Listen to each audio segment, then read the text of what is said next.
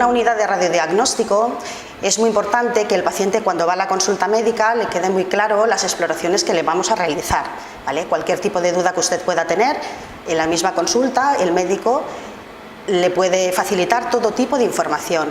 Una vez que usted venga a nuestro servicio, igualmente aquí todos los técnicos están a su disponibilidad para explicarles absolutamente todo, digamos, de la prueba radiológica que le vamos a hacer, ¿vale?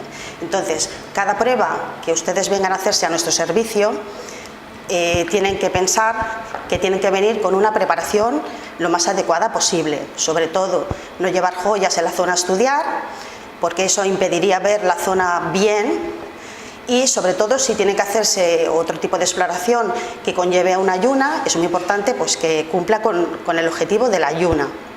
Si no vinieran ustedes con la ayuna correspondiente, la prueba no se podría realizar.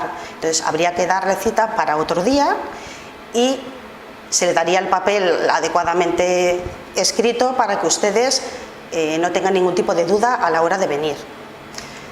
Es muy importante que también recuerden que si no pueden venir a una de las citas radiológicas, que nos pueden llamar por teléfono para que otro usuario pueda ocupar su cita.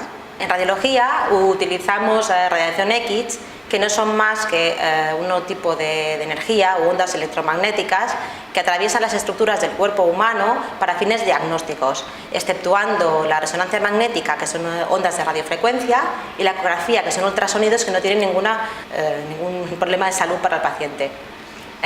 Hoy en día podemos decir que con las nuevas tecnologías digitales utilizamos aparatos con muy bajas dosis. De hecho, podemos decir que recibimos más radiación cósmica o natural yendo en avión, una media de unos 6 milisieverts al año, que es mucho más que en cualquier prueba diagnóstica. Además, el técnico de rayos, que es especializado en radioprotección para el paciente, cuando realiza una radiografía ya utiliza una serie de parámetros como una técnica adecuada y limita solo la zona a irradiar para que el técnico reciba la dosis menos posible.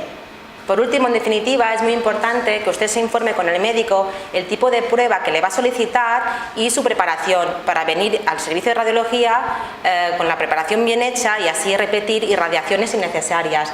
También, sobre todo, confiar en el técnico especialista que velará por su protección durante toda la prueba diagnóstica.